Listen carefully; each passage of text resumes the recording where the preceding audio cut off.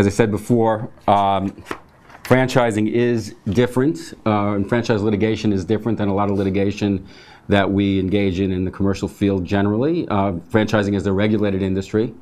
There are requirements for disclosure information before the sale of franchises to a prospective franchisee. And that differs from state to state, and the Federal Trade Commission also regulates the sale of franchising, and we'll go into that in a little bit more detail in a couple of minutes.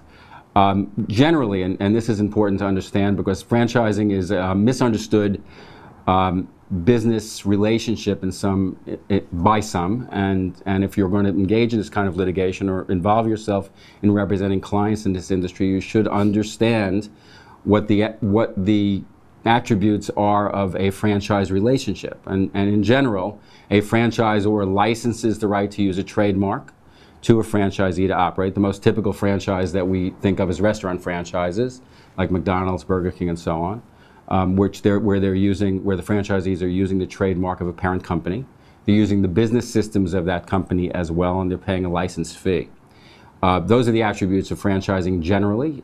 They are different in different jurisdictions, but prominently these are the three main attributes of franchising. And in New York, what's different is that a franchise relationship is created where there is a fee in either the use of a trademark or a business system. So there are only two of those three that are required, but one of the two has to be the license fee.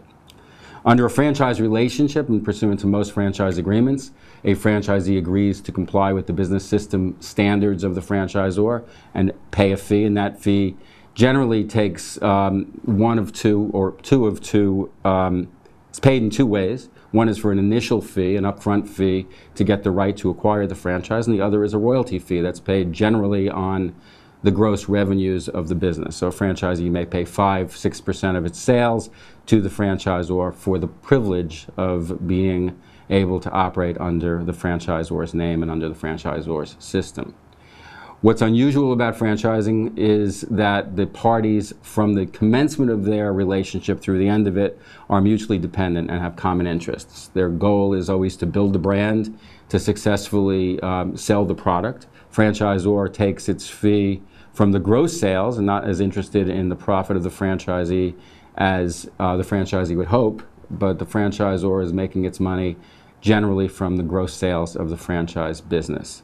But they are in league together in promoting the brand of the franchise system, making sure the products are acquired by the public and that the public enjoys the brand and enjoys the restaurant, if it's a restaurant or whatever the business is.